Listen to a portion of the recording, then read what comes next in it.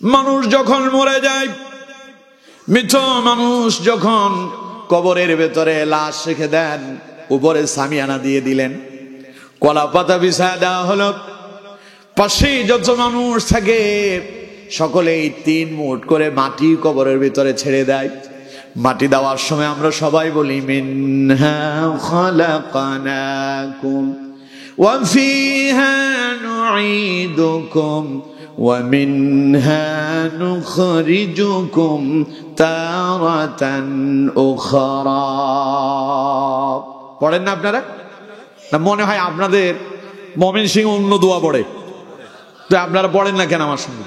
সবাই পড়েন মিনহা খালাকনাকুম ওয়া ফিহা নুঈদুকুম ওয়া মিনহা নুখরিজুকুম তারাতান উখরা। মানুষকে কবরে রাখার পরে দুই হাত কোষ করে মাটি হাতে নিয়ে আমরা পড়তেছি মিনহা খালাকনাকুম। এই কথা বলে মাটিটা কবরে ছেড়ে দেয়।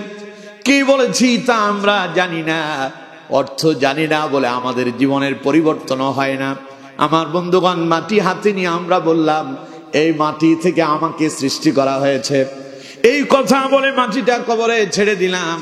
তার মানে মৃত মানুষটারে লক্ষ্য করে বললাম, আল্লাহর বান্দারে, এই মাটি থেকে আল্লাহ আমারেও তৈরি করেছেন, তোমারেও তৈরি করেছেন।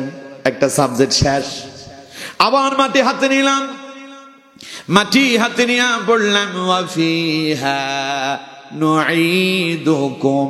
তার মানে মাটি হাতে নিয়ে নিজের ব্যাপারে স্বীকারোক্তি দিচ্ছি, আমি একদিন তোমার মতো মরে যাব। আজ যেমন তোমারে কবরে রেখেছি, আমাকে এইভাবে কবরে রেখে দেওয়া হবে। ওয়া ফিহা নুঈদুকুম। আর যেই দিন আমারে কবরে রেখে আপনজনেরা চলে আসবে, আমি আবার এই মাটির সঙ্গে একদিন মিশে যাব।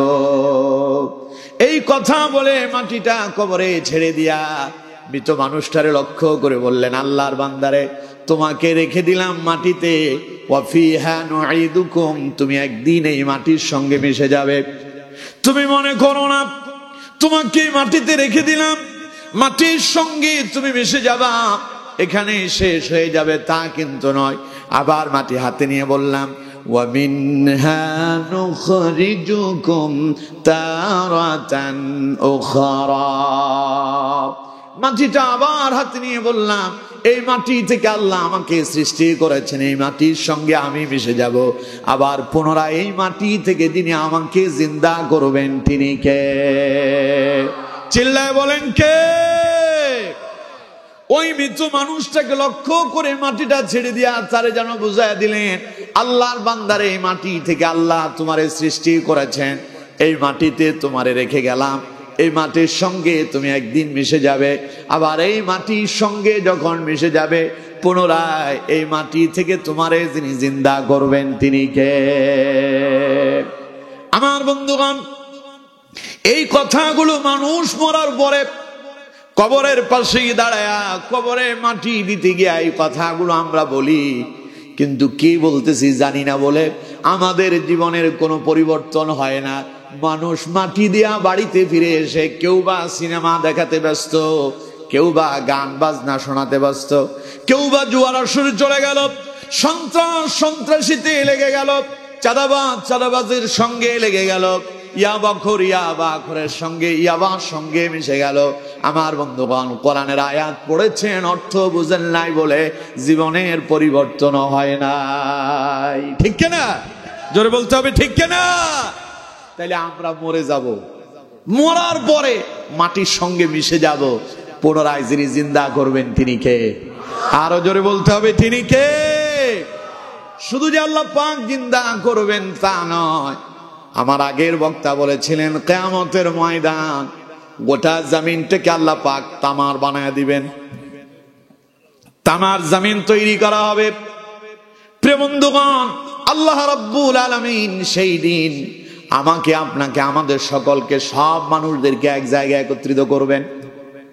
যে মানুষটা বাঘের পেটের খাদ্য হয়েছিল তারেও উঠানো হবে। যিনি সমুদ্রের ভেতরে ডুবে ছুবে মরে গেলেন, লাশ খুঁজে পাওয়া যায়নি, তাকেও কিয়ামতের দিন উঠানো হবে। যিনি মৎস্যকুলের বিশেষ করে বড় বড় সমুদ্রের তিমি মাছ, এরপরে সমুদ্রের বড় বড় ডলফিন, এই যে বড় বড় মাছের যারা আহার হয়ে গেল, কিয়ামতের দিন তাদেরকেও যিনি জিন্দা করবেন তিনি কে?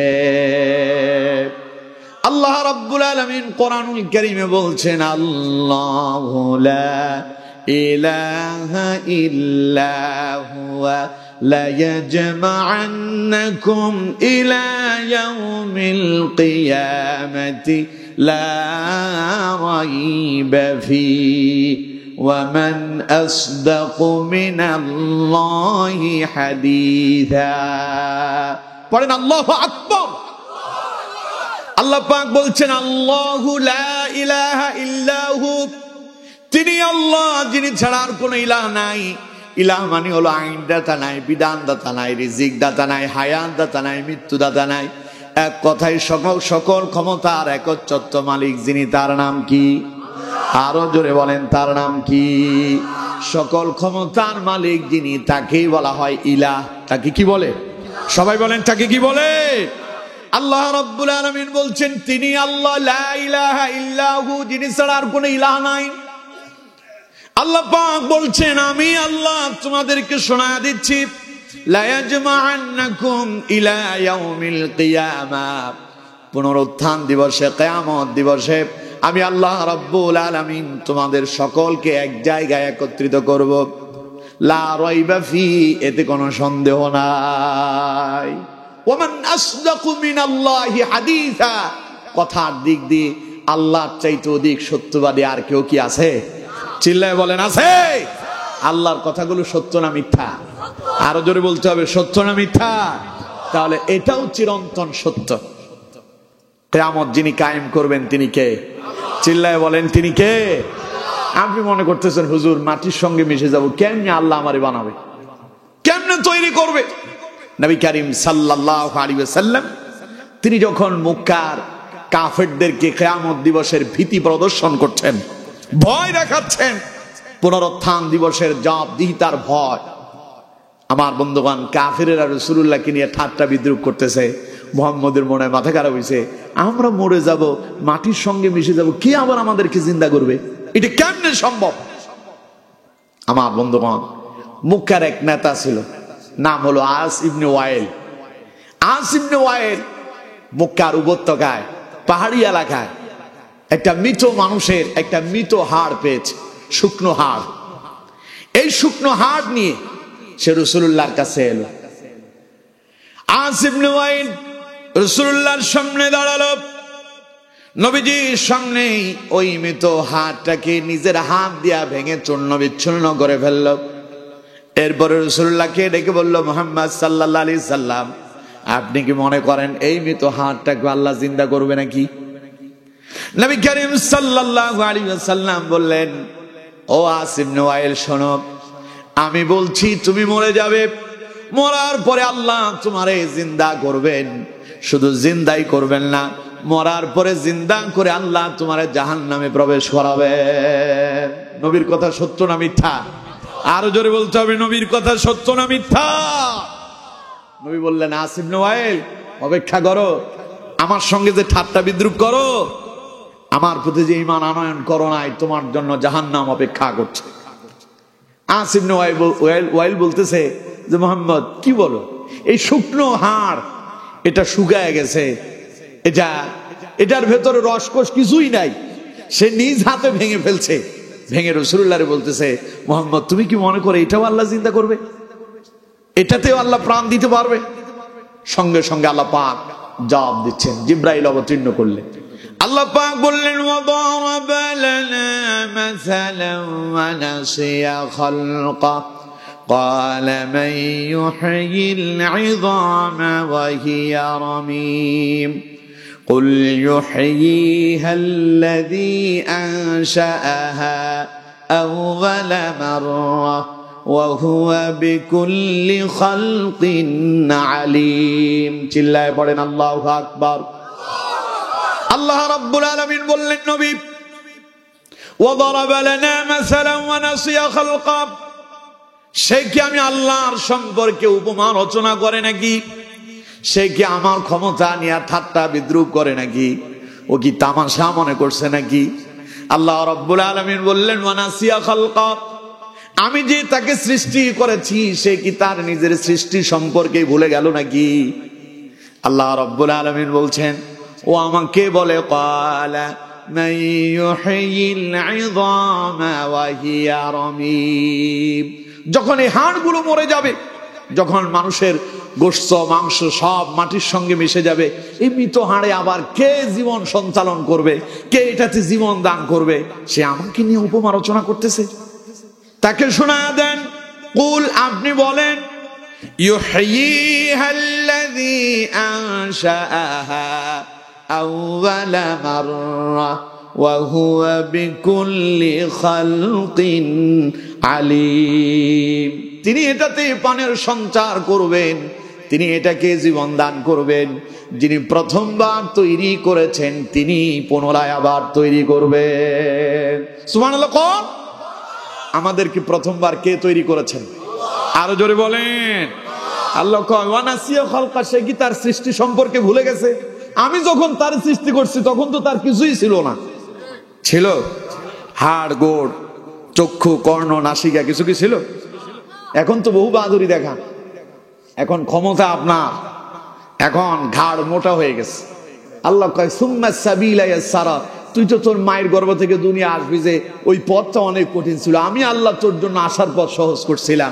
সুম্মা আমাতাহু ফাআকবারা, আমি না তোরে হায়াত দিয়েছি। বহু বাহাদুরি দেখাস। সুম্মা ইযা শাআনসারা, এমন জোরে টান মারবো দুনিয়ায় থাকতে পারবো না, আমার কাছেই ফিরে আসতে হবে। ঠিক কিনা? থাকতে পারবেন? দুনিয়া থাকবেন কেমনে? এত পাওয়ার থাকার পরে ক্ষমতাই থাকতে পারেন না, এত পাওয়ার থাকার পরে চেয়ার টিকাতে পারেন না, এত ক্ষমতা থাকার পরে গদি টিকাতে পারেন না, ভয় পালায়া যান। সুতরাং কিয়ামতের ময়দানে আল্লাহর আদালতে পাকড়াও হতেই হবে, হতেই হবে। ঠিক কিনা? এখন অনেক ক্ষমতা, ক্ষমতা আল্লাহর কাছে চলে না। আল্লাহর ক্ষমতার সাথে দুনিয়ার কারো ক্ষমতা কথা কয় না। আল্লাহ কয় এখন ঘাড় মোটা হইছে, ঘাড় আমি মটকায়া দিতে পারি। ঠিক কিনা? কথা কন ঠিক কিনা? ফেরাউনের ঘাড় অনেক মোটা হয়েছে, অনেক মোটা। নমরুদেরটা আরো মোটা। নমরুদ ফেরাউন দুইজনে কয় ফাকালা আনা রব্বুকুমুল আলা, যেই সেই মানের নেতা না এরা। কয় ফাকালা আনা রব্বুকুমুল আলা, আমি তো সবচাইতে বড় খোদা। নাউজুবিল্লাহ বলেন না? ফাআখাযাহুল্লাহু নাকালাল আখিরাতি ওয়াল উলা, আমি শুরু আমি শেষ। নাউজুবিল্লাহ বলেন না? ফেরাউন তো মূসা আলাইহিস সালামরে ঠেকানোর চেষ্টা করছে, যদিও মূসার বিরুদ্ধে লেগেছিল, কিন্তু রাতে আবার আল্লাহর ইবাদত করত, আল্লাহরে ডাকতো, আল্লাহ আমি জানি তুমি আছো, তুমি আমারে যদি না বাঁচাও আমি বাঁচতে পারবো না, আমি দুনিয়া চাই পরকাল চাই না। নমরুদ কয় আল্লাহ আমার চাইতে বেশি ক্ষমতাবান, আমি তারে হত্যা করবো। নাউজুবিল্লাহ বলেন না? আল্লাহর জন্য তীর ধনুক তৈরি করছে, বিশাল বাহন তৈরি করে আসমানে উঠে আল্লাহরে তীর নিক্ষেপ করতেছে। পাগল কি গাছে ধরে? ওর বাপের ক্ষমতা আছে আল্লাহরে মারা। কথা কন না কেন? ক্ষমতা আছে। আল্লাহ পাক বলছেন আল হাইয়ুল কাইয়ুম, আল্লাহ হলেন চিরঞ্জীব, আল্লাহ চিরস্থায়ী, আল্লাহ অনাদি অনন্ত, তিনি আছেন, তিনি ছিলেন, তিনি থাকবেন। ঠিক কিনা? আমরা সবাই চলে যাব। নমরুদ যখন আল্লাহরে মারতে গেল, তীর আসমানে নিক্ষেপ করছে, আল্লাহ ফেরেশতারে কয় ফেরেশতা তীরটা একটু ধরো, ধরে একটু লাল রং মেখে দাও, রক্ত লাগায় দাও। নিক্ষিপ্ত তীর রক্ত মেখে ফেরত আসছে। ফেরত আসার পরে রক্তমাখা এই তীর পাইয়া নমরুদ দারুণ খুশি, মনের সুখে গান ধরতেছে, তারে নারে বন্ধুরে কুমড়া কাটে বন্ধুরে। মনের সুখে গান, আল্লাহরে মেরে ফেলছে। পাগল জানেই না তীর যদি ঢুকে ওইটা ফেরত আর আসে না। ঠিক কিনা? ওটা তো ঢুকছে তো মরেই গেছে, ওইটা ফেরত আসবে কি করে? আল্লাহ কয় বেকুবরা এমনই হয়, মূর্খরা এমনই হয়, এরা মনে করে যে অনেক চালাক, আসলে এদের পেছন দিকটা একটু কাঁচা। ঠিক কিনা? কয় ছেলে পোলা নিজের যতই চালাক মনে করুক, কিন্তু আসলে পেছনের দিকটা এখনো কি কাঁচা। নমরুদ নিজের বহু চালাক মনে করছে। আল্লাহ কয় আমি তীরের ভেতরে রক্ত মাইখা পাঠায় দিলাম, ও মনে করছে আমার আসলেই মেরে ফেলছে। ইব্রাহিমকে বলতেছে, ইব্রাহিম তোমার আল্লাহরে তো হত্যা করছে। ইব্রাহিম আলাইহিস সালাম কয়, আল্লাহ এই শয়তানের যন্ত্রণায় এমনিই বাঁচি না, তুমি আবার দিলানি আরেকখান খেলা লাগায়। আল্লাহ কয়, ইব্রাহিম ও আমার সাথে খেলতে চায়, খেলা হবে। আল্লাহ ওরে মারার জন্য আসমান থেকে ওর মতো তীর নিক্ষেপ করছে, গোলা বারুদ পাঠাইছে, একটা বজ্রপাত হইছে। ওরে মারতে তো আকাশ থেকে একটা বজ্রপাত ফেললেই যথেষ্ট ছিল, ঠিক কিনা? আল্লাহ বজ্রপাত দেয় নাই। বজ্রপাত বুঝেন তো? আমাদের ফেনীর ভাষা কয় ঠাড়া, আপনাদের এখানকার ভাষা কি বলে? ওই একই কথাই কয়, ঠাড়া না শিল, না শিল আরেকটা। আমার বন্ধুগণ, আল্লাহ ইচ্ছে করলে একটা আকাশ থেকে ঠাড়া ফালাইয়া ওরে মাইরে ফেলতে পারত, মারে নাই। সিস্টেম ওই যে খেলতে চাইছে, খেলার জন্য আল্লাহ বাহিনী পাঠালো, তাও কোনো মানুষ না, ফেরেশতাও না, পাঠাইছে মশা। কি পাঠাইলো? মশা। তখন সব দলে দলে আসে, নমরুদ তার সৈন্য সেনা সব মাঠ থুয়ে পালাই গেছে। মাঠে আর কোনো প্লেয়ার নাই, প্লেয়ার সব কি কথা কয় না, প্লেয়ার সব আউট হয়ে গেছে। এখন বড় প্লেয়ার, কথায় কথায় খেলা হবে, সেই প্লেয়ার ঢুকে গেছে নিজের বঙ্গভবনে। বাসভবনে ঢুকিয়া একদম দরজা দরজা ভালো করে লাগাই দিছে, যাতে করে মশা তারে আক্রমণ করতে না পারে। আমার বন্ধুগণ, মশা সৃষ্টি করেছেন কে? আরো জোরে বলেন কে? মশা শুনে কার কথা? মশা যদি ঢুকতে চায়, আপনি জনম্বর চেষ্টা করলেও আটকাতে পারবেন না, ঠিক কিনা? মশার মতো চরম শত্রু পৃথিবীতে আমাদের আর কেউ নাই।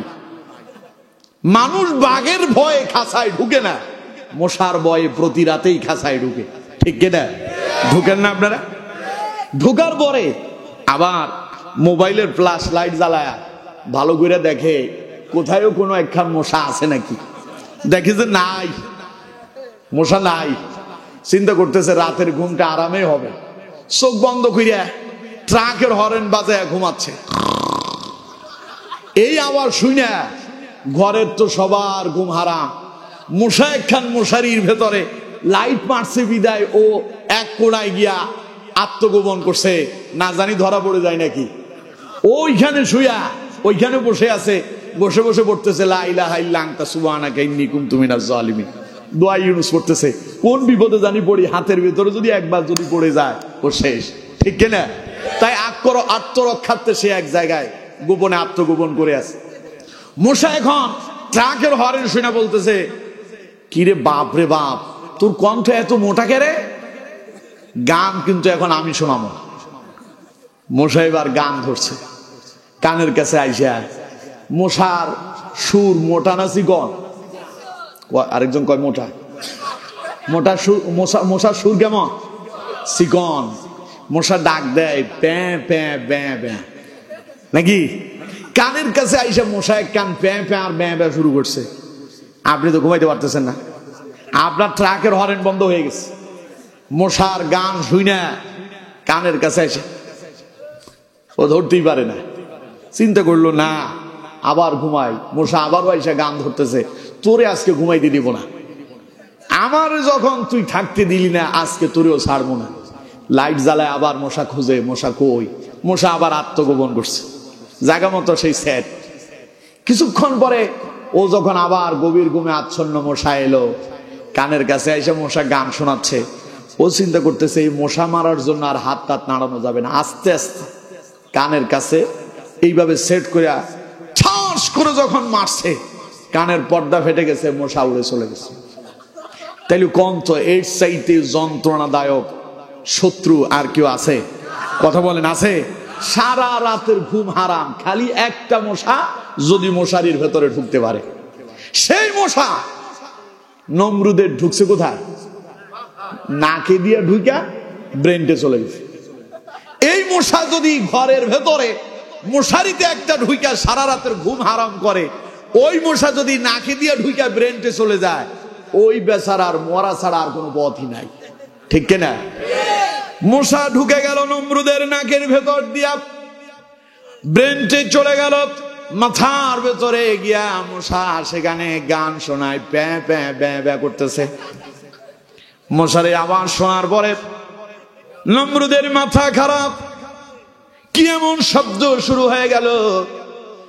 এখন নমরুদ খালি মাথা ঘুরায়, কিরে গ্যাস কোন দিক থেকে আসে, এই দিকে মারে ওই দিকে মারে, কাম হয় না। নমরুদ তার সৈন্য সেনাদেরকে বলতেছে, তোমরা কে কোথায় আছো, আমার মাথা চিপে দাও, মাথা টিপে দাও, মাথার যন্ত্রণায় বাঁচি না। নমরুদের সৈন্য সেনারা দুই দিক থেকে মাথা চাপে, কোনো কাজ হয় না। নমরুদ জিজ্ঞাসা করে, কিরে তোদের হাতের শক্তি গেল কই? ওরা কয়, স্যার পুরা শক্তি দিয়েই তো চেষ্টা করতেছি। নমরুদ বলল, তোদের হাতে কি এটা?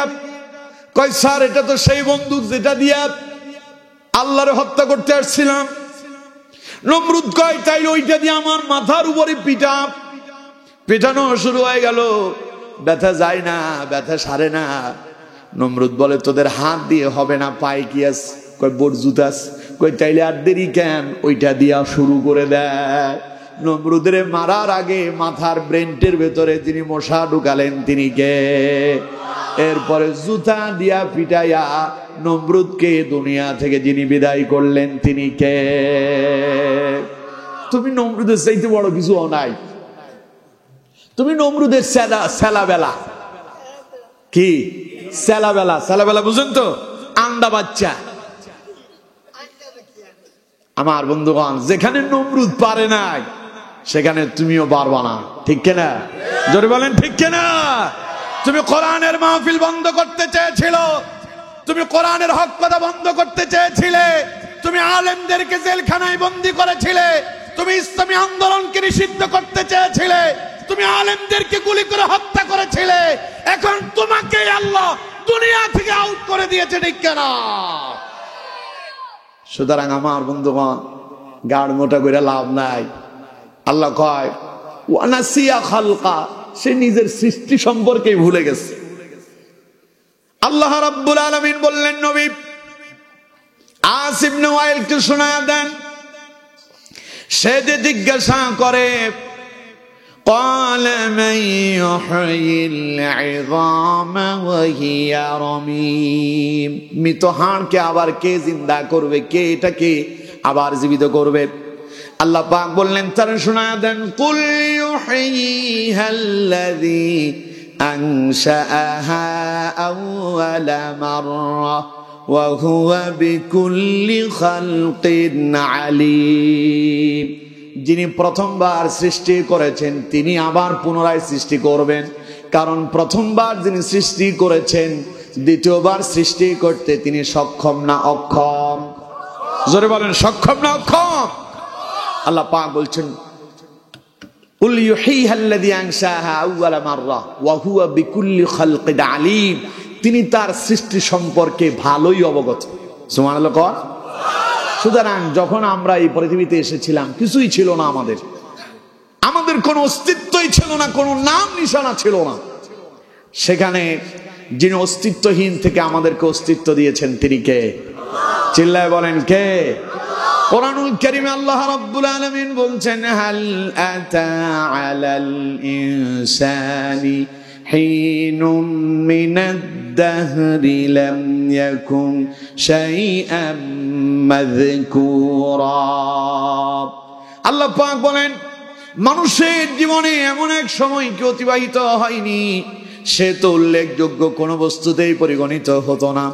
না তার হাত পা ছিল, না তার কর্ণ নাসিকা ছিল, না তার কোনো অস্তিত্ব ছিল। আমরা সবাই ছিলাম পিতার পৃষ্ঠ দেশের শুক্র কীট। আমার বন্ধুগণ, আমরা একটা শুক্রাণু ছিলাম।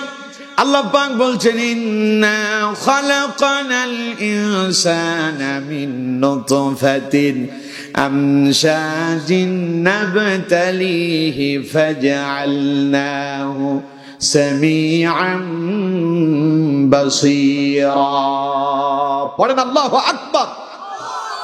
আল্লাহ পাক বলেন, ইন্না খালাকনাল ইনসান, আমি মানুষকে সৃষ্টি করেছি মিন নুতফা, একটা মাত্র শুক্রাণু থেকে, আমশাজ পিতার পৃষ্ঠদেশ থেকে বেরিয়ে আসা শুক্রাণু আর মায়ের ডিম্বাণু দুটাকে একসাথে মিশ্রিত করে দিলাম। সেখান থেকেই আল্লাহ পাক বলেন, আমার বান্দা আমি তোদেরকে তৈরি করলাম। এখন তো তোর সবই আছে, তাইলে তোর পুনরায় সৃষ্টি করতে তো আমার আর তোর মা বাবারও দরকার নাই। ঠিক কিনা? কথা বল না কেন? ঠিক কিনা? তাইলে মরার পরে পুনরায় আল্লাহ পাক আমাদেরকে জিন্দা করতে পারবেন কি পারবেন না? আরো জোরে বলতে হবে, পারবেন কি পারবেন না? কেমনে জিন্দা করবেন?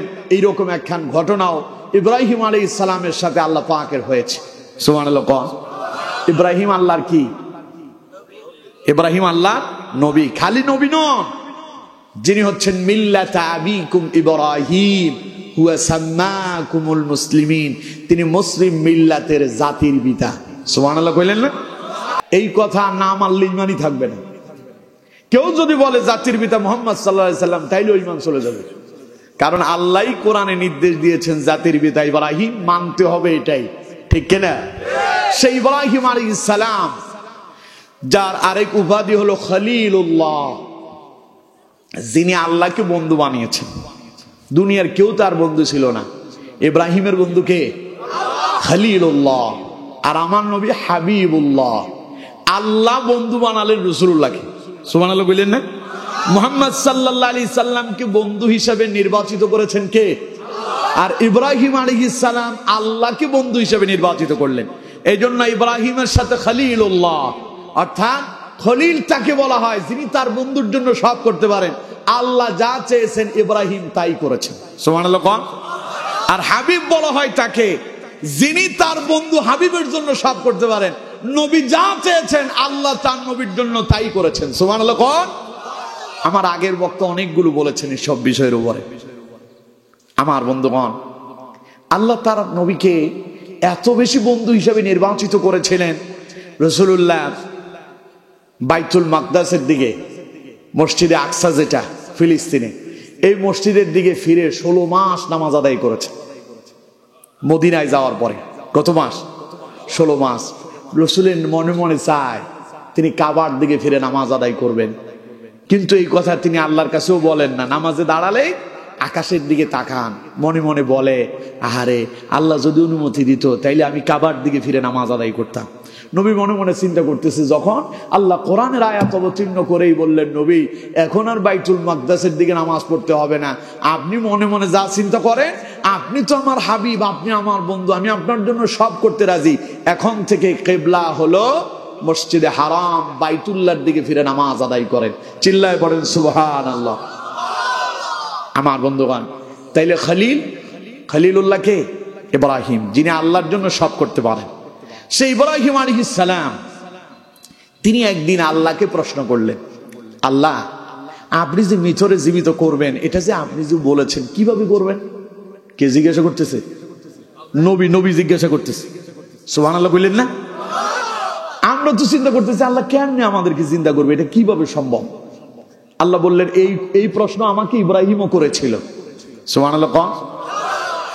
সূরা বাকারার 260 নাম্বার আয়াতে আল্লাহ পাক সেই কথাটা তুলে ধরেছেন। আল্লাহ পাক বলছেন, ওয়া ইয ক্বালা ইব্রাহিম রব্বি আরনি কাইফা তুহয়িল মাউতা ক্বালা আওয়ালাম তুমিন ক্বালা বালা ওয়ালাকিন লিয়াতমাইন্না কলবি قال فخذ 4 من الطير فاسرهن إليك ثم اجعل على كل جبل منهن جزءا ثم ادعهن يأتينك سعيا واعلم أن الله عزيز হাকিম। চিল্লায় পড়েন আল্লাহু আকবার। আল্লাহ পাক বলছেন, ওয়া ইয ক্বালা ইব্রাহিম, নবী স্মরণ করেন ইব্রাহিমের কথা। ইব্রাহিম আমাকে বলল, রব্বি আরনি কাইফা তুহয়িল মাউতা, আয় আল্লাহ আপনি কেমনে ভিতরে জিন্দা করেন তা যদি আমার একটু সচক্ষে দেখাতেন। কেমনে ভিতরে জীবিত করবেন তা আমি দেখতে চাই। আল্লাহ পাক বললেন ক্বালা আওয়ালাম তুমিন, ইব্রাহিম তুমি কি বিশ্বাস করো না আমি যে ভিতরে জিন্দা করব, বিশ্বাস করো না? ইব্রাহিম আলাইহিস সালাম বললেন ক্বালা বালা ওয়ালাকিন লিয়াতমাইন্না কলবি। ক্বালা বালা, কেন নয়, অবশ্যই বিশ্বাস করি। আল্লাহ বললেন তাহলে কেন এই কথা বললা যে আমি তোমারে দেখাইতে হবে ভিতরে জিন্দা কইরা? তখন ইব্রাহিম আলাইহিস সালাম বললেন ওয়ালাকিন লিয়াতমাইন্না কলবি, আল্লাহ আপনি যদি ভিতরে জিন্দা কইরা আমারে দেখান আমি একটু প্রশান্তি পেতাম। সুবহানাল্লাহ কইলেন না? নবী তো কি নবী, জনগণ যে নবীরে ধরতেছে, প্রশ্ন করতেছে কেমনে আল্লাহ জিন্দা করবে, এটা কিভাবে সম্ভব? আল্লাহ তাই ইব্রাহিম আলাইহিস সালাম তা আল্লাহর বললেন আল্লাহ কেমনে করবেন? আল্লাহ কয় ক্বালা আওয়ালাম তুমিন, বিশ্বাস করো না? ইব্রাহিম কয় ক্বালা বালা, অবশ্যই বিশ্বাস করি। তাহলে কেন জিজ্ঞাসা করলা? ওয়ালাকিন লিয়াতমাইন্না কলবি, আল্লাহ আপনি যদি জিন্দা করে আমারে দেখান আমি একটু প্রশান্তি পেতাম। আল্লাহ রাব্বুল আলামিন বললেন ক্বালা ফাখুয আরবাআতাম মিনাত তায়র, আল্লাহ পাক বললেন ইব্রাহিম তাহলে 4টা পাখি ধরো। কয়টা? জোরে বলেন। আমার বন্ধুগণ, আল্লাহ বললেন ক্বালা ফাখুয আরবাআতাম মিনাত তায়র, ইব্রাহিম 4টা পাখি ধরো। তাফসীরে কুরতুবীতে এসেছে 4টা পাখি ধরা মানে আল্লাহ ইব্রাহিমকে বললেন ইব্রাহিম 4টা পাখি পোষো, পালো, লালন পালন করা আর কি। ছেলেবেলেরা মাঝে মধ্যে পাখির খাঁচা থেকে, বাসা থেকে পাখির বাচ্চা নিয়ে আসে, আইনা ওইটারে লালন পালন করে। পাখির নাম ছিল মূলত এটা টিয়া পাখি, ও এটার নাম দিয়েছে আরেকখান। যেমন আমরা ছোটবেলায় দেখেছি, মাদ্রাসায় ছিলাম তো, হোস্টেলে থেকে পড়ালেখা করছি, বাড়িতে তেমন একটা আশা হতো না, আর বাড়িতে তো টেলিভিশন ছিলই না। আমার বাবার ভয়ে বাড়িতে কেউ টেলিভিশন ঢুকাইতে পারেনি। একজন একখান রাখছে, আমার জ্যাঠাতো ভাই একটা ছোট্ট একখান রাখছে ঘরের ভেতরে, ছোট, এটা ভয় চালাইতে পারত না। আমার বন্ধুমান, যেদিন আমরা বাড়ি থেকে বেরোয় চলে আসলাম, ওই বাড়ি থেকে নতুন বাড়িতে আসছি, পরে অনেকের ঘরে টেলিভিশন ঢুকে গেছে। আমার বাবা আমাদেরকে বলতেন আব্বু টেলিভিশন যদি দেখাটা জায়েজ থাকতো আমি প্রতি রুমে রুমে 2টা করে টেলিভিশন দিতাম, যাতে করে মাথা ঘুরানোর কষ্ট করা না লাগে, তাকাইলেই যেন টেলিভিশন দেখা যায়। এটা যেহেতু জায়েজ না এই জন্য তোমাদের ঘরে ঢুকাই নাই। বাবা আলেম, আলহামদুলিল্লাহ, পড়েন আলহামদুলিল্লাহ।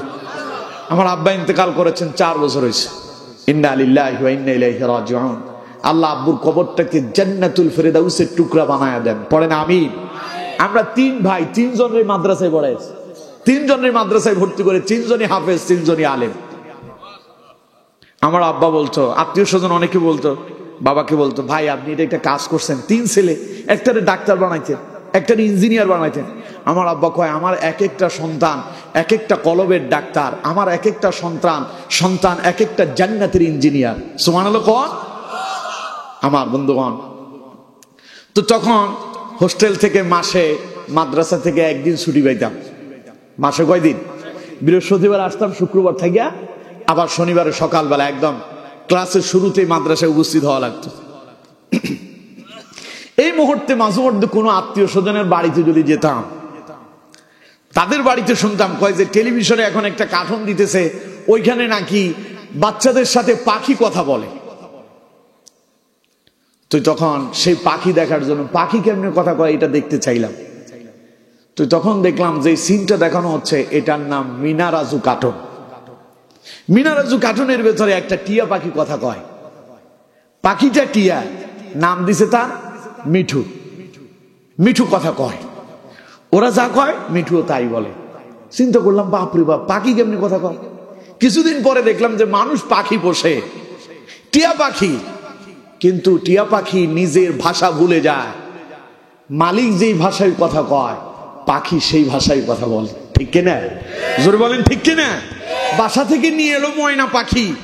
ময়না পাখি মানুষের মতো কথা বলে না, কিন্তু ময়না পাখি যখন মানুষের সাথে থাকে, মানুষের সঙ্গে মিশে যায়, মানুষের ভালোবাসা পায়, নিজের ভাষা ভুলে গিয়া মানবের ভাষায় কথা বলে, ঠিক কিনা? অথচ আমাদেরকে যিনি পোষেন তিনি কে? আমাদেরকে যিনি লালন পালন করেন তিনি কে? খিদা লাগলে যিনি খাবার দেন কে? জমিনে ধান রোপণ করছেন আপনি, এই ধান গাছ লাগালেন, একটা বিচি রোপণ করছেন, এটা থেকে হাজারটা যিনি দিলেন তিনি কে? তিনি জানেন একটা ধান থেকে যদি একটাই আসে তাতে আপনার পেট চলবে না। সিমের বিচি লাগালেন একটা, হাজার সিম যিনি দিয়েছেন তিনি কে? কুমড়ার বিচি লাগালেন একটা, হাজারটা যিনি দিলেন তিনি কে? কারণ তিনি জানেন এগুলো আল্লাহর গোলাম। আমরা আল্লাহর কি? আল্লাহর বান্দা, আমরা আল্লাহর গোলাম, তিনি আমাদের রব। এই জন্য মৃত্যুর পরে আল্লাহ প্রশ্ন করবেন, মান রব্বুকা, তোমার রব কে? রব মানি প্রতিপালক না, না, আল্লাহ তো, এটা তো আল্লাহর পরিচিতি। রব মানি প্রতিপালক, যিনি লালন পালন করে তারে রব বলে। সুবহানাল্লাহ বললেন না? তাহলে আমাদেরকে কে লালন পালন করেন? আর জোরে বলেন কে? এই জন্য মরার পরে প্রথম প্রশ্নই হবে মান রব্বুকা, বল তোর রবকে। যারা স্বীকার করছেন আল্লাহ খাবার দেয়, আল্লাহ লালন পালন করে, আল্লাহর দেয়া হায়াতে বেঁচে আছেন, আল্লাহ ভালো রাখলে ভালো থাকেন, অসুস্থ হলে অসুস্থ হয়ে যান, আল্লাহর কুদরতি হয়, এই কথায় বিশ্বাস করেন যারা, আল্লাহর গোলামি করেন যারা, মৃত্যুর পরে প্রশ্ন করার দেরি, রব্বি আল্লাহ বলতে দেরি হবে না। সুবহানাল্লাহ পড়ে। আমার বন্ধুগণ, সেই আল্লাহ আমাদেরকে খাবার দেন, খিদা পেলে আমাদের খিদা দূরীভূত করে দেন, বিপদ হলে তিনি আমাদেরকে আশ্রয় দেন, তিনি আমাদেরকে অসুস্থ হলে সুস্থ করে দেন। এই আল্লাহ এত কিছু করলো, আমরা সে আল্লাহর গোলামিটা করতে পারলাম না, ঠিক কিনা? একটা পাখি, একটা মুরগির দিকে তাকান, একটা হাঁসের দিকে তাকান, সকালবেলা মনিব তারে খড় থেকে বের করে দেয়, খাঁচা থেকে ছেড়ে দিল মুরগিটারে, সন্ধ্যাবেলায় মালিক তারে ডাকা লাগে না? সারাদিন হাঁসটা বিভিন্ন বিলে, বিভিন্ন পুকুর পাড়ে, জমিনে বিভিন্ন জায়গায় বিচরণ করলো, মুরগিটা বিচরণ করলো, সন্ধ্যাবেলা সে জানে এটা তার মালিকের ঘর, সময় মতো মালিকের ঘরেই ফিরে আসে, ঠিক কিনা? আল্লাহ আমাদেরকে পাঠালেন, তিনি আমাদের উপরে দৈনিক 5 ওয়াক্ত নামাজ ফরজ করলেন, কিন্তু আমরা সময় মতো আমাদের রবের কাছে যেতে পারি না। অথচ মুরগিটা জানে ওরে আপনি জবাই করে খাবেন, এটা আল্লাহ তারে জানিয়ে দিয়েছে, এটা আপনি, ওইটা যে আপনার আহার সে জানে, এরপরে আপনার ভয় সে পালায়া যায় না, আপনার আশেপাশে থাকে। সুবহানাল্লাহ কইলেন না? আর আল্লাহ বলেন নাই বান্দা তোরে জবাই করব, বলেন নাই। আল্লাহ বলছেন আমার বান্দা দুনিয়ায় পাঠালাম পরীক্ষা দেওয়ার জন্য, পরীক্ষায় কে কত ভালো রেজাল্ট করতে পারো আমি আল্লাহ সেটাই দেখতে চাই। সুবহানাল্লাহ। আল্লাহ পাক বলছেন আল্লাযী খালাকাল মাউতা ওয়াল হায়াতা লিয়াবলুয়াকুম আইয়ুকুম আহসানু আমালা। আল্লাহ রাব্বুল আলামিন বলেন আমার বান্দারে আমি তোমার জন্য মৃত্যু সৃষ্টি করলাম, এরপরে তোমার এই জীবন দান করলাম। তার মানে আগে মৃত্যুর কথা বলে আপনারে আল্লাহ পাক ভয় ধরায় দিলেন, মরাই লাগবে। এখন বেঁচে আছো ঠিক, কিন্তু মরার আগেই, বেঁচে থাকার আগেই তোমার মৃত্যু আমি আল্লাহ পাক তৈরি করে রেখেছি, তোমারে মরে যেতে হবে। সুতরাং এই দুনিয়ার জীবনটা খেল তামাশার জন্য দেই নাই, সিনেমা দেখার জন্য দেই নাই, গান বাজনা শোনার জন্য দেই নাই। লিয়াবলুয়াকুম আইয়ুকুম আহসানু আমালা, আমি দেখতে চাই আমলের দিক দিয়া তোমরা কে বেশি অগ্রগামী হয়েছো। সুবহানাল্লাহ। কিন্তু আমরা সে আল্লাহর দেওয়া হায়াত পেয়ে, আল্লাহর দেওয়া জীবন পেয়ে আল্লাহর ইবাদত করতে পারি নাই, এটা আমাদের ব্যর্থতা। কিন্তু আমার বন্ধুগণ, পাখিটাকে গাছের থেকে, বাসা থেকে পেড়ে নিয়ে আসা হলো, ছেলে পাখিটাকে ধরে ধরে পোকামাকড় খাওয়ালো। এই পাখি অন্য পাখির সঙ্গে মিশলেও কিন্তু মনিবরে ছেড়ে যায় না, অন্য পাখির সঙ্গে মিশে কিন্তু অন্য পাখির ভাষা বলতে পারে না, মনিবের ভাষায় কথা বলে। আল্লাহ পাক বললেন আমার ইব্রাহিম, ক্বালা ফাখুয আরবা'তাম মিনাত তায়র, 4টা পাখি ধরো, তার মানে 4টা পাখি পোষো। ইব্রাহিম আলাইহিস সালাম ছোট ছোট 4টা পাখির ছানা ধরে নিয়ে আসলেন, পাখির বাচ্চা নিয়ে আসলেন, এগুলোকে তিনি পোষতে লাগলেন। তাফসীরে কুরতুবীতে এসেছে ইব্রাহিম আলাইহিস সালাম পাখি পোষলেন আর পাখিদের বিভিন্ন নামও দিলেন। ইব্রাহিম আলাইহিস সালাম নাম ধরে ডাক দিলে পাখি ইব্রাহিমের কাছে চলে আসে। সুবহানাল্লাহ। ছেলেবেলেরা পাখি বসে, আকাশে অনেক পাখি ওড়ে, গাছের ঢালে অনেক পাখি বসে থাকে। যে পাখি বসে ও যখন শীষ বাজায়, ও যখন পাখির নাম ধরে ডাক দেয়, মিঠু বলে, টুনটুনি বলে, ময়না বলে, টিয়া বলে ডাক দেয়, পাখি বুঝতে পারে মনিব তারে ডাক দিয়েছে। মনিবের আওয়াজ শোনার সঙ্গে সঙ্গে পাখি দৌড়ায়া ওই যেই ছেলে পাখি বসে তার কাঁধের উপরে অথবা মাথার উপরে এসে বসে যায়। ঠিক না? ইব্রাহিমকে আল্লাহ পাক বললেন, এইভাবে তুমিও 4টা পাখি বসো। ইব্রাহিম আলাইহিস সালাম 4টা পাখি ধরলেন। 4টা পাখি তিনি লালন পালন করলেন। পাখিগুলো যখন বড় হলো, এবার আল্লাহ রাব্বুল আলামিন ইব্রাহিমকে বললেন, قال فخذ أربعة من الطير فسرهن إليك। এবার এগুলোরে জবাই দাও। এগুলোরে কি করো? কথা কয় না। এগুলোরে কি করো? ওই যে ইব্রাহিম দেখতে চাইলো আল্লাহ কেমনে মৃতরে জিন্দা করে, আল্লাহ বললেন এগুলোরে জবাই করো। জবাই করলেই হবে না, কেটে কেটে টুকরো টুকরো করে ফেলো। ইব্রাহিম আলাইহিস সালাম তাই করলেন। 4টা পাখি জবাই দিলেন। পাখিগুলোকে কেটে কেটে টুকরো করে ফেললেন। শরীর থেকে পশমগুলো আলাদা করলেন, পাখাগুলো আলাদা করে দিলেন, কেটে টুকরো টুকরো করলেন। এবার আল্লাহ পাক বললেন, সুম্মা জাআল আলা কুল্লি জাবালিন মিনহুন্না জুজআ। ইব্রাহিম, এবার এই 4টা পাখির 4টা খণ্ড করো, 4 ভাগ করো। এই 4 ভাগকে 4টা পাহাড়ের উপর রেখে আসো, এক জায়গায় নয়, 4 পাহাড়ে 4টা রেখে আসো। সুবহানাল্লাহ বলেন না? দেখেন কেমনে আল্লাহ জিন্দা করবে। আমার বন্ধুগণ, পাখিগুলোকে কেটে শরীরটাকে খণ্ড বিখণ্ড করে ফেলা হলো, মিশায় ফেলা হলো। এরপরে 4 ভাগ করে 4টা পাহাড়ের উপর ইব্রাহিম আলাইহিস সালাম রেখে এলেন। এবার আল্লাহ পাক বললেন, সুম্মা দুউহুন্না ইয়াতিনাকা সা'য়া। ইব্রাহিম, এবার তুমি পাখিদের নাম ধরে ডাক দাও, দেখবা পাখিগুলো তোমার কাছে এসে উপস্থিত হয়ে যাবে। ইব্রাহিম আলাইহিস সালাম পাখিদের নাম ধরে যখন ডাক দিলেন, ওই পাখির মাথাটা মাথার জায়গায় ফিট হয়ে গেল, ঠোঁট ঠোঁটের জায়গায় লেগে গেল, অঙ্গ প্রত্যঙ্গ গুলো সব যার যার জায়গা মতো সেট হয়ে গেল। মৃত 4টা পাখি জীবিত হয়ে ইব্রাহিমের কাছে এসে হাজির হয়ে গেল। জোরে পড়েন সুবহানাল্লাহ। আমার বন্ধুগণ, সে আল্লাহ চাইলে আপনারা চিন্তা করতে পারবে না? কথা বলেন না কেন? পারবে না? আপনি কবর খনন করেন একই কবরস্থানে, বিগত 100 বছরের আগের পুরনো কবর, যেই কবরে এখন আপনি মরলে মাটি দেওয়া হবে, একই কবরে আপনার 14 গোষ্ঠীরও মাটি দেওয়া হয়েছে। ঠিক কিনা? কবরস্থানের পরিবর্তন হয় না, ওই একখানি কবর। মাঝে মধ্যে সেই কবর খনন করলে ভেতর থেকে কিছু লাশের হাড় গোড় পাওয়া যায়, কিন্তু পুরো লাশ পাওয়া যায় না, বাকি সব মাটির সঙ্গে মিশে গেল। আল্লাহ কয়, মনে করো না মিশে গেছে বলে আমি এগুলোরে আবার এক জায়গায় একত্রিত করতে পারবো না।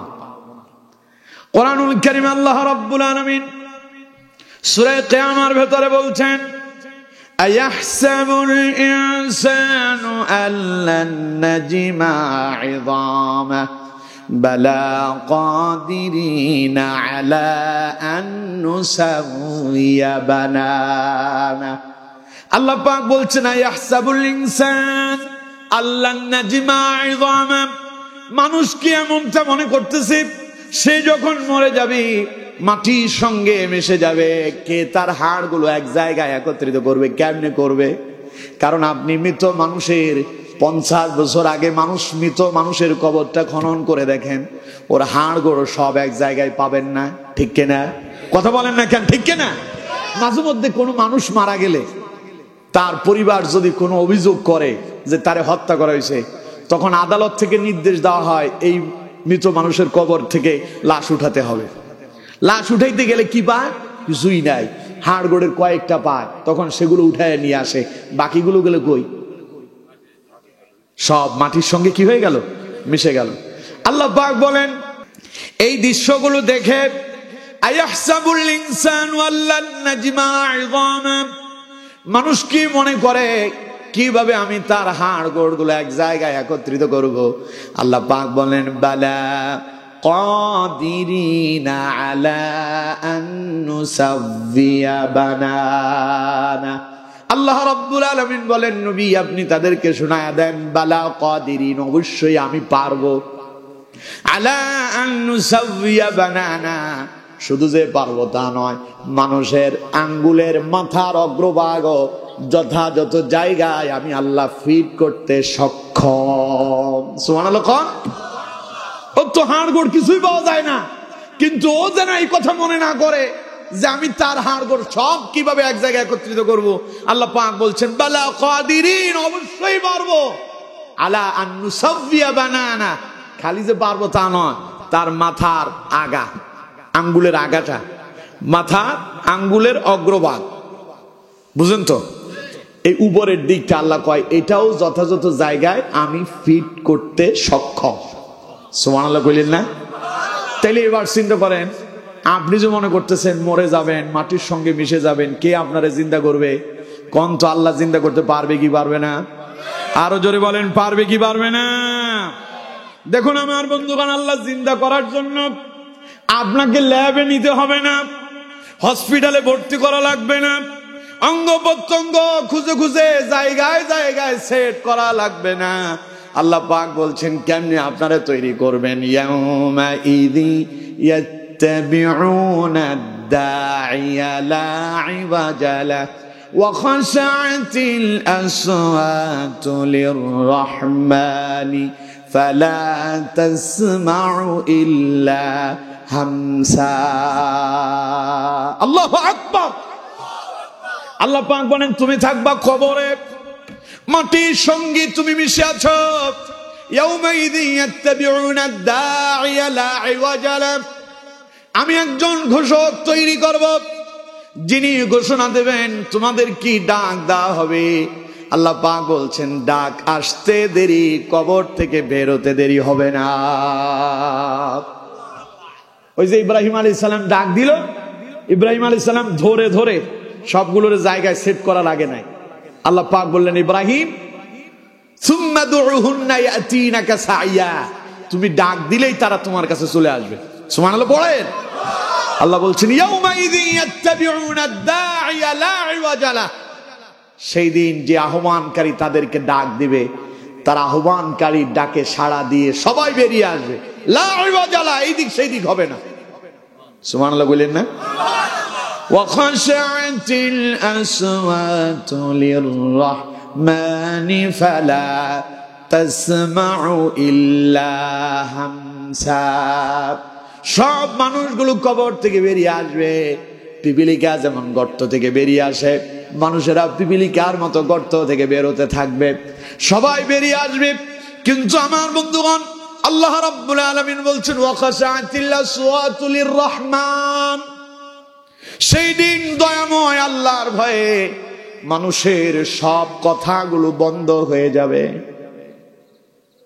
কেউ কথা বলতে পারবে না। আল্লাহ পাক বলছেন ফালা তাসমাউ ইল্লা হামসা। নবী সেই দিন আপনি শুধু মানুষের পায়ের মৃদু গুঞ্জন শুনতে পাবেন, মানুষ যে হাঁটতেছে হাঁটার একটা শব্দ শোনা যাবে, এই ছাড়া আর কোনো শব্দ শোনা যাবে না। সবাই আল্লাহর ভয়ে একদম খামোশ হয়ে যাবে। ওই যে আমার আগের বক্তার আগে যিনি আলোচনা করছিলেন তিনি এই কথাটা বলেছিলেন, কিয়ামতের দিন আল্লাহর ভয়ে নবীরা পর্যন্ত কথা বলবে না। তিনি সেখানে একটা কথা ইব্রাহিম আলাইহিস সালামের বলার কারণে বিষয়ে বলতে গিয়ে একটু এদিক সেই দিক হয়েছে, হয়তো সময়ের কারণে তিনি ঘটনাটা হয়তো গোছায় বলতে পারেননি, হয়তো তাড়াহুড়ো করে বলছিলেন, পরের বক্তা তাকে এটা সংশোধন করে দিয়েছে। ঠিক কিনা? আলহামদুলিল্লাহ পড়েন আলহামদুলিল্লাহ। আমরা আলেমরা একজন আরেকজনের কল্যাণকামী হওয়া উচিত, ভুল হলে সংশোধন করে দেব, কিন্তু আমরা আজকে করতেছি কি একজন আরেকজনের পেছনে সমালোচনা। আছে না নাই? জোরে বলেন আছে না নাই? আমরা একজন আরেকজনকে কাফের ফতোয়া দিচ্ছি, একজন আরেকজনকে ইহুদিদের দালাল বলতেছি। আমরা যখন এক আলেম অপর আলেমের পেছনে লাগলাম, আমাদের এই আলেমরা যখন গুতাগুতি করতেছে, এই সুযোগটা নিল জালেমেরা, নাস্তিকেরা এই সুযোগটা নিয়া আমাদের মুসলমানদের সন্তানদের পাঠ্যপুস্তকের ভেতরে সমকামিতার মতো জঘন্য বিষয় ঢুকিয়ে দিয়েছে, ঠিক কিনা? জোরে বলেন ঠিক কিনা? আমাদের তো কিতাব নিয়ে কোনো চিন্তা ভাবনা নাই। আমরা আছি কে কার পেছনে কাঠি মারবো, কে কারে জাহান্নামে পৌঁছাতে পারবো, কোন আলেমের সমালোচনা করতে পারবো। যার যত সমালোচনা করা যায় তত বেশি ভাইরাল হওয়া যায়। এই জন্য হুজুরেরা একজন আরেকজনের সমালোচনা করতেছে, আর অন্যদিকে নাস্তিকেরা আমাদের সন্তানদেরকে জাহান্নামের দিকে নিয়ে যাচ্ছে, ঠিক কিনা? জোরে বলেন ঠিক কিনা? আমাদের আলেমরা সবাই যদি এক প্ল্যাটফর্মে থাকতো, বিগত দিনে যে আলেমদেরকে গ্রেফতার করা হয়েছিল একজনকেও গ্রেফতার করতে পারতো না তারা। কথা বলেন ঠিক কিনা? আলেমরা যদি ঐক্যবদ্ধ থাকতে পারত, আলেমরা যদি এক প্ল্যাটফর্মে আসতে পারত, এই দেশের মামুনুল হক গ্রেফতার হতো না, বাবুনগরী গ্রেফতার হতো না, এই দেশের আমির হামজা গ্রেফতার হতো না, আল্লামা সাইদিকে জেলখানায় থেকে মৃত্যুবরণ করা লাগতো না। শুধুমাত্র আমাদের আলেমদের ভেতরে মতানৈক্য আর কোন্দল থাকার কারণে জালেমরাই সুযোগ নিয়েছে, আর প্রত্যেক ধরনের আলেমদেরকে ধরে ধরে জেলখানায় বন্দী করেছে, ঠিক কিনা? সুযোগ তো আমরা করে দিয়েছি। এখন আমাদের সুযোগ, আগামীর বাংলাদেশ হবে ইসলামের বাংলাদেশ ইনশাআল্লাহ। আগামীর বাংলাদেশ হবে কোরআনের বাংলাদেশ, ঠিক কিনা? এখন এই সুযোগটা আমরা হাতছাড়া করতেছি, এখনো আমাদের গুতাগুতি বন্ধ হয়নি, ঠিক কিনা? সুতরাং আমার বন্ধুগণ, এখান থেকে আমাদেরকে ফিরে আসতে, আপনাদেরকে ওয়াজ করে লাভ কি? আমরা নিজেরাই ঠিক নাই। আল্লাহ আমাদেরকে এক হওয়ার তৌফিক দেন, বলেন আমিন। আরো জোরে বলেন আমিন।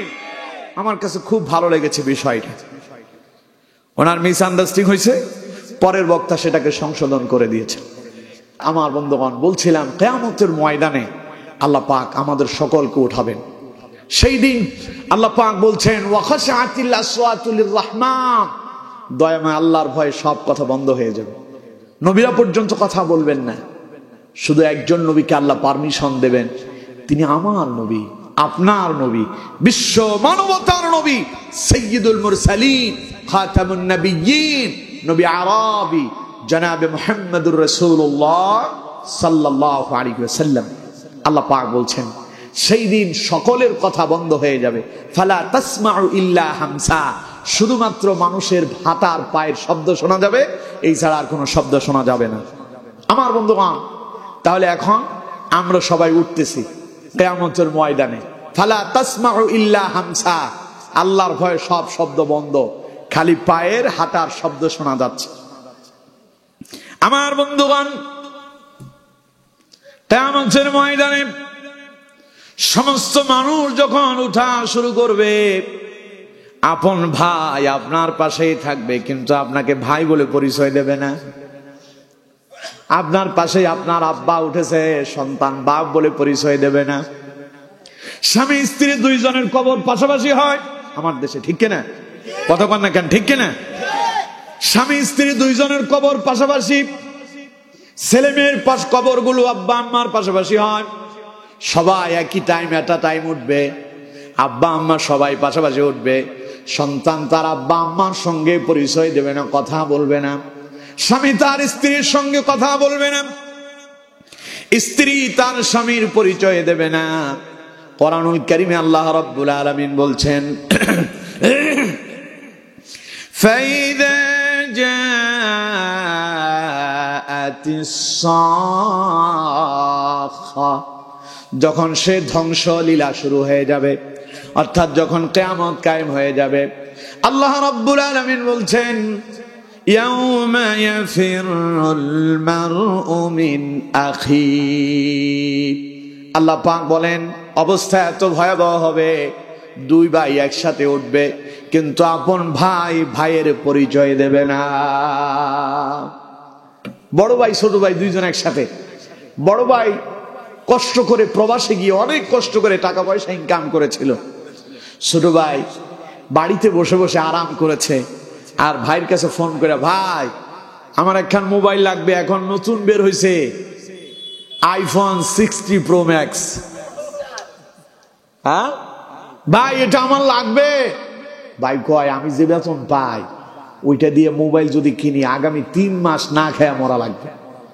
ছোট ভাই কয় ভাই এসব কইলে কাম হবে না, আমার বন্ধু সবার আইফোন 16 প্রো ম্যাক্স আছে, আমার ওইটা লাগবে। ভাই কয় তাইলে একটু অপেক্ষা করো, টাকা পয়সা ব্যবস্থা করে তোমার জন্য মোবাইল একখান পাঠাবো। মোবাইল এসে গেল। ভাই কষ্ট করে ঘাম জড়া টাকাগুলো একটা দুইটা টাকা করে করে জমা করলো। এরপরে ছোট ভাইয়ের জন্য মোবাইল পাঠায়া দিল।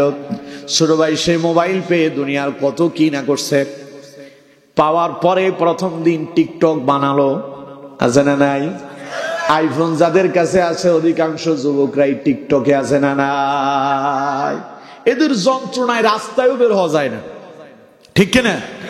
আবার ছবি উঠানোর সময়, ছবি উঠায় আর কি, উঠানোর সময় স্টাইল করে পকেটের ভেতরে এভাবে রাখে, এই দিক দিয়ে দেখা যায় যে এটা আইফোন, ঠিক কিনা? প্রথমেই আইসাই এসে গেছে বন্ধু, ঠিক কিনা?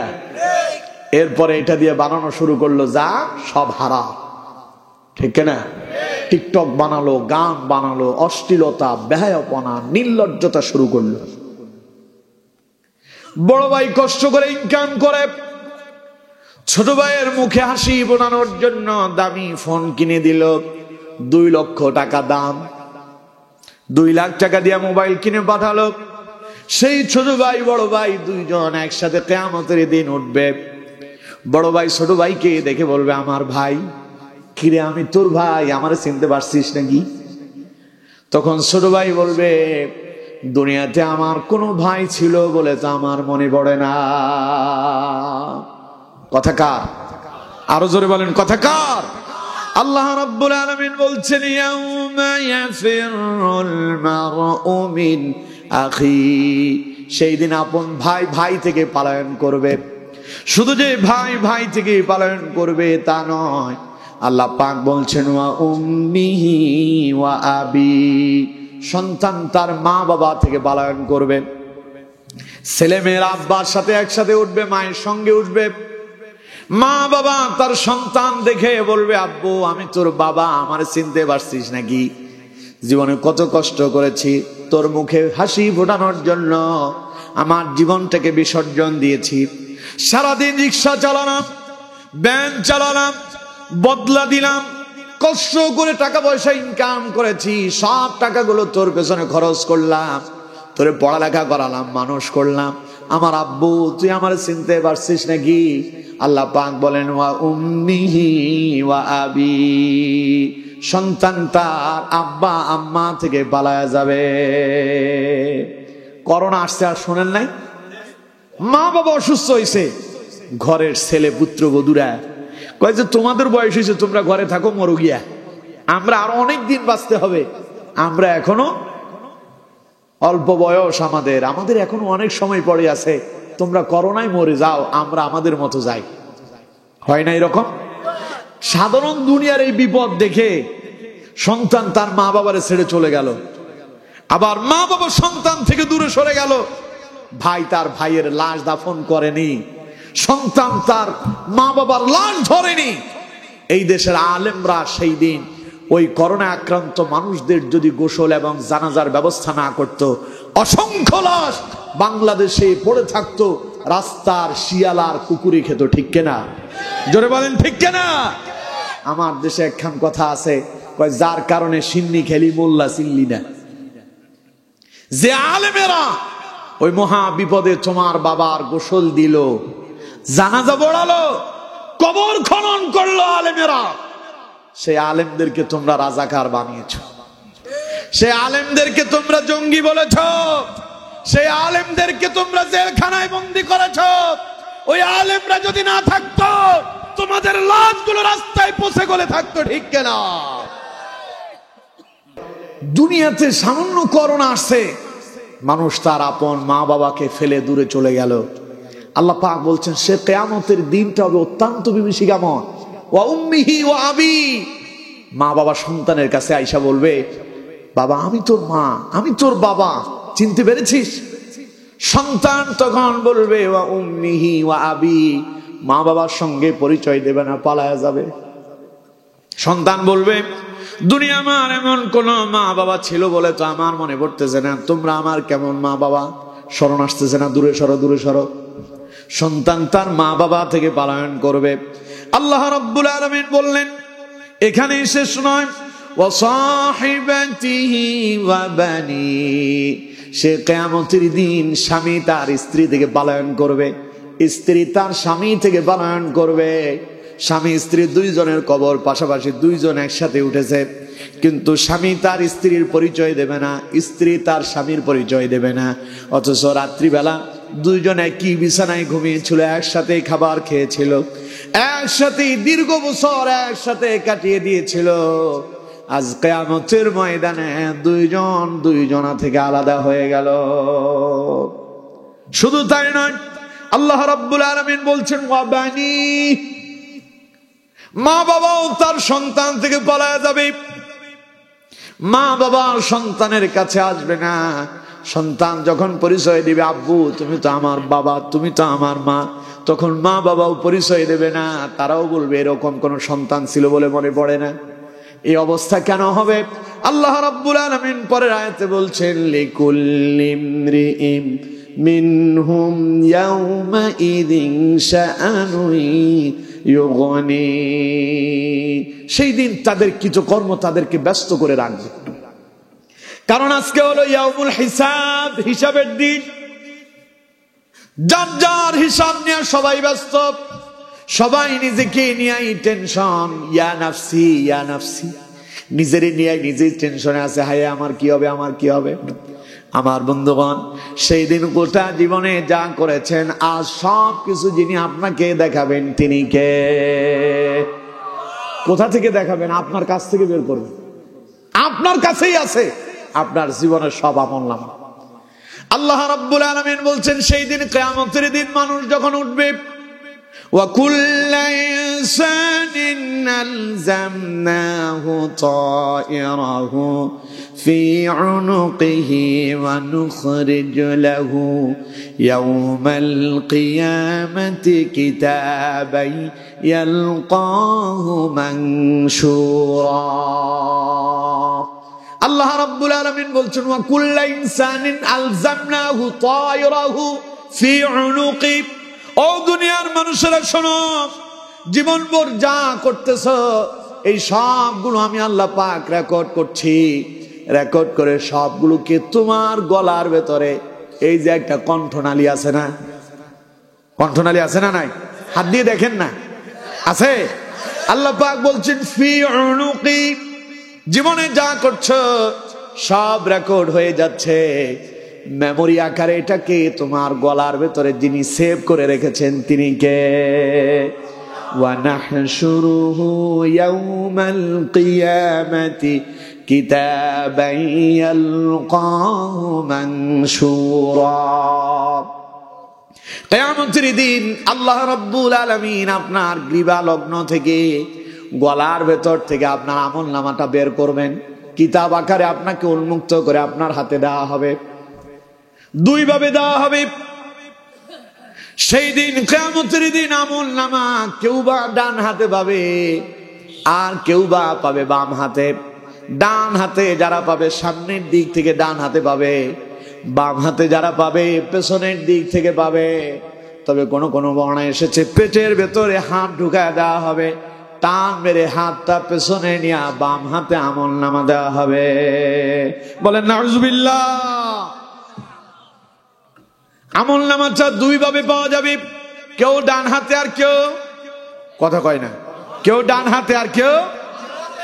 আমার বন্ধুগণ, সেই দিন যখন আমলনামা যার যার হাতে ধরিয়ে দেওয়া হবে, তখন আল্লাহ পাক বলবেন ইকরা কিতাবাক কাফা বিনাফসিকাল ইয়াউমা আলাইকা হাসিবা।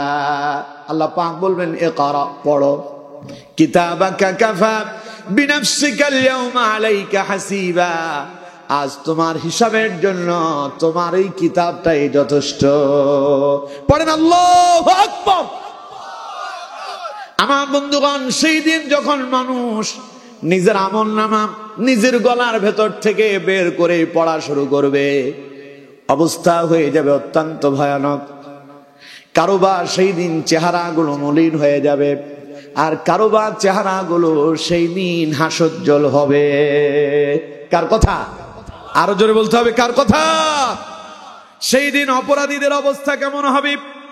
আল্লাহ রাব্বুল আলামিন বলছেন, ওয়াউদিআল কিতাবু ফাতারাল মুজরিমিনা মুশফিকিনা মিম্মা ফীহি ওয়া ইয়াকুলুনা ইয়া ওয়াইলাতানা মা লিহাযাল কিতাবি লা ইউগাদিরু সগীরাতান ওয়ালা কাবীরাতান ইল্লা আহসাহা। পড়েন আল্লাহু আকবার। আল্লাহ পাক বলছেন, ওয়াউদিআল কিতাব। নবী সেই দিন যখন মানুষের আমলনামা কিতাব আকারে তাদের হাতে দেওয়া হবে, ফাতারাল মুজরিমিনা মুশফিকিনা মিম্মা ফি, সেই দিন অপরাধীদের চেহারাগুলোতে আতঙ্কের ছাপ ফুটে উঠবে, তারা ভয়ে থাকবে, চেহারাগুলো সেই দিন মলিন হয়ে যাবে, চিন্তায় পড়ে যাবে তারা।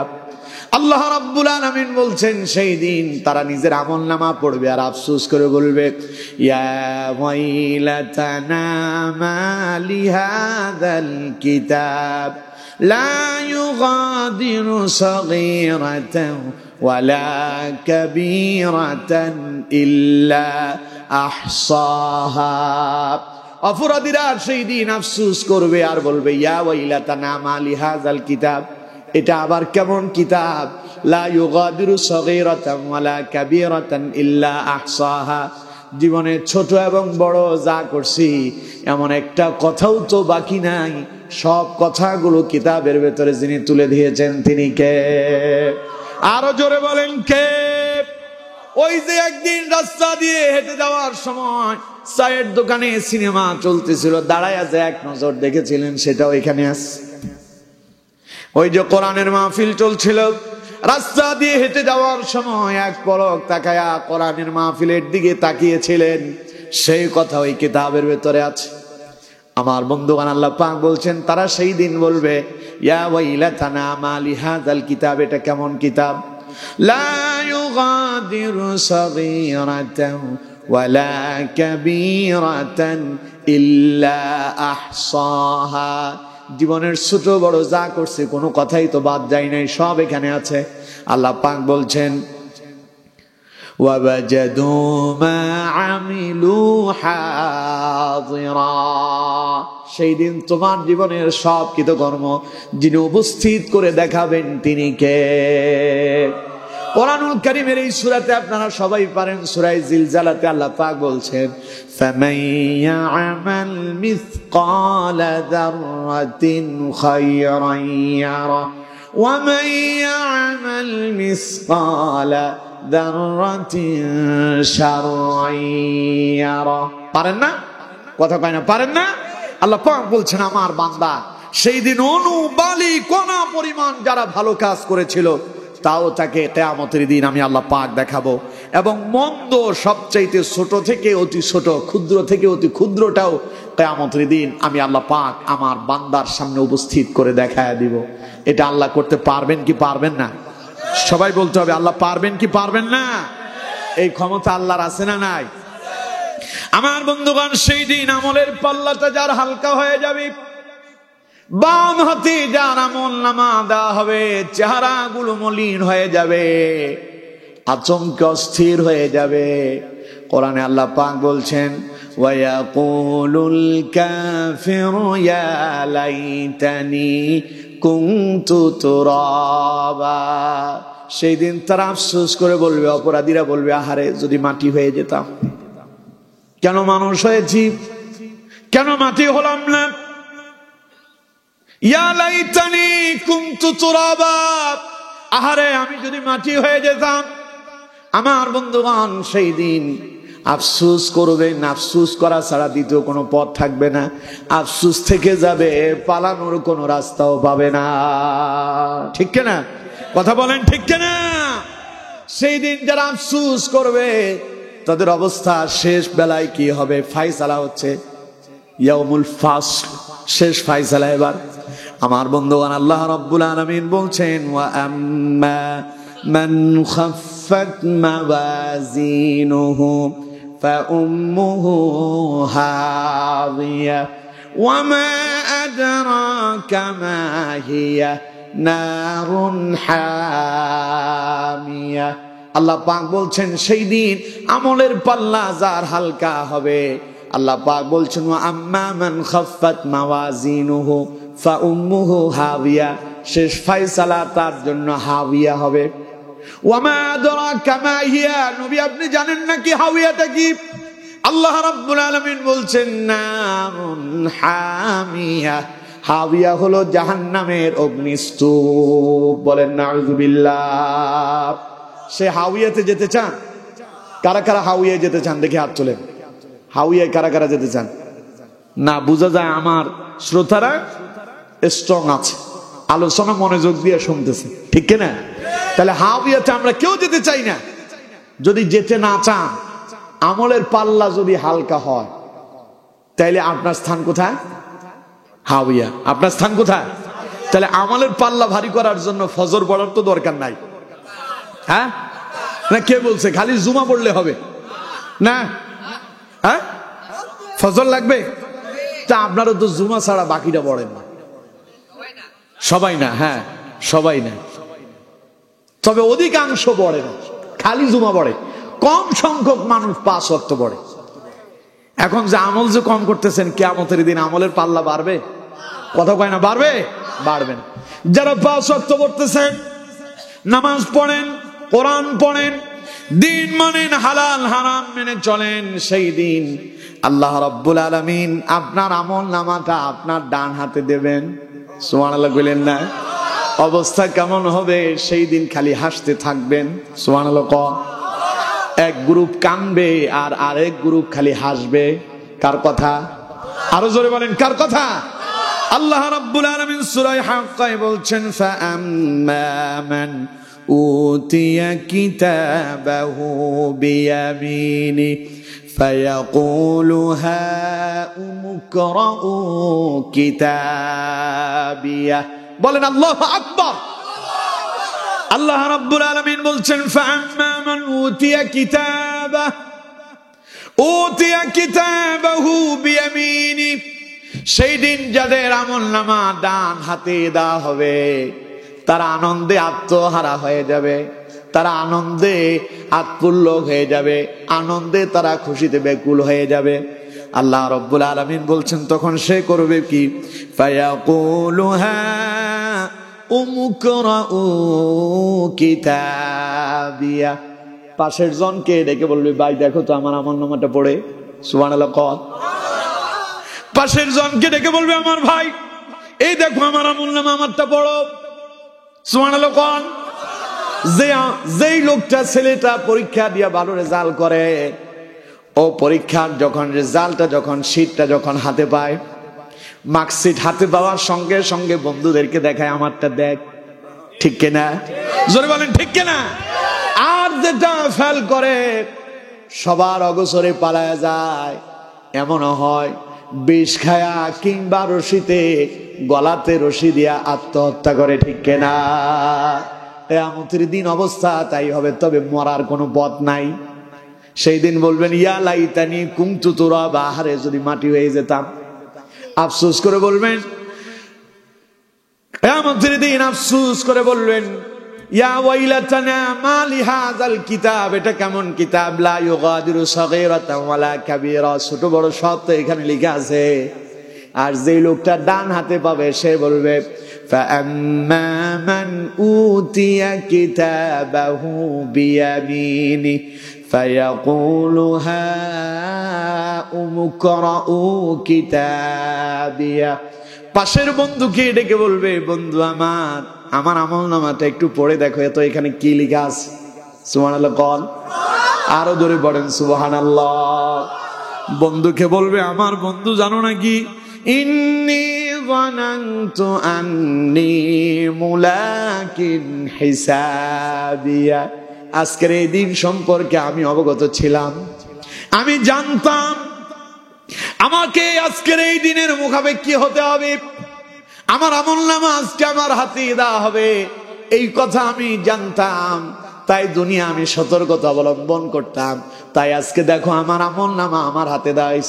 দেখো তো আমি যে ফজরও পড়েছি, রাত্রে তাফসীর মাহফিলও শুনলাম, দিনের বেলা নামাজও পড়লাম, আলোচনা শোনার পরে মাহফিলের পরে আমি যে আমার আমলটারে পরিবর্তন করলাম, সব কথাগুলো এই জায়গায় লেখা আছে। ইন্নী যানানতু আন্নী মুলাকিন হিসাবিয়া, আমি তো জানতাম আজকের হিসাবের দিনে আমার সঙ্গে মোলাকাত হবে, সাক্ষাৎ হবে, আমি আমার আমলনামা হাতে পাবো, এটা আমি জানতাম, এই জন্য আমি সতর্ক ছিলাম। আমার বন্ধুগণ, আল্লাহ রাব্বুল আলামিন বলবেন আমার বান্দা সেই দিন আনন্দে আত্মহারা হয়ে যাবে। পাশের জনকে বলবে আমারটা পড়ে দেখো। এরপর আল্লাহ রাব্বুল আলামিন বলছেন ফাহুয়া ফি আইশাতির রাদিয়া, আজ সে সুখময় আনন্দময় জীবন যাপন করবে। আল্লাহ তার জন্য জান্নাত নির্ধারিত করে দেবে। সে এখন সুখে থাকবে। সে এখন কিসে থাকবে? সুখে। কোথায় থাকবে? পরে আল্লাহ পাক বলছেন ফি জান্নাতিন আলিয়া। আল্লাহ রাব্বুল আলামিন ডান হাতে যার আমলনামা দিবেন, আমলের পাল্লাটা যার কিয়ামতের দিন ভারী হবে, তার শেষ ফয়সালা সে চলে যাবে আল্লাহর জান্নাতে। জান্নাতে কারা কারা যেতে চান দেখি দুই হাত তুলে আল্লাহকে দেখান। জান্নাতে যেতে চান সবাই? দেখি টান টান করে সোজা করেন, একদম ডাইরেক্ট আল্লাহরে দেখান। বলেন আল্লাহ, তোমার দরবারে স্যালেন্ডার করলাম। আল্লাহ, জীবনে অনেক অপরাধ করেছি, আল্লাহ দয়া করে কিয়ামতে পাকড়াও করো না। আল্লাহ তুমি আমাদেরকে মাফ করে দাও। আল্লাহ জাহান্নাম থেকে আমাদেরকে রক্ষা করো। আল্লাহ তুমি আমাদের হিসাব সহজ করে দাও। আল্লাহ তুমি আমাদেরকে জান্নাতের মেহমান বানাও। বলেন আমিন। আরো জোরে বলেন আমিন। হাত নামান। আল্লাহ আমাদের হাতগুলো কবুল করুন, আমরা বলি আমিন। আমার বন্ধুগণ, তাইলে আজকের আলোচনা থেকে কি শিখলাম, কি জানলাম? আমরা মরে যাব, মরার পরে আবার যিনি জিন্দা করবেন তিনি কে? সেটা হলো পুনরুত্থান। এরপরে ইয়াউমুল হিসাব হবে, হিসাব। এরপরে ইয়াউমুল ফাসল হবে, ফায়সালা, অর্থাৎ জান্নাত না জাহান্নাম। কারো ভাগে যাবে জান্নাত, কেউ বা হবে জাহান্নামী। আমরা কেউ জাহান্নামী হতে চাই না। জাহান্নামী হতে চাইলে আমরা কেউ মাহফিলে আসতাম না, ঠিক কিনা? আমরা সবাই জান্নাতে যেতে চাই। এই জন্য গভীর রাতেও কোরআনের মহাব্বতে এখানে বসে আছি, ঠিক কিনা?